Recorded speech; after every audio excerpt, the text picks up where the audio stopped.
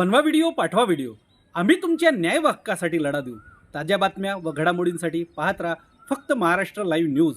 आजच आमच्या चॅनलला सबस्क्राईब करा, शेअर करा, कमेंट करा आणि हो, बेल आयकॉन दबायला विसरू नका. जय महाराष्ट्र.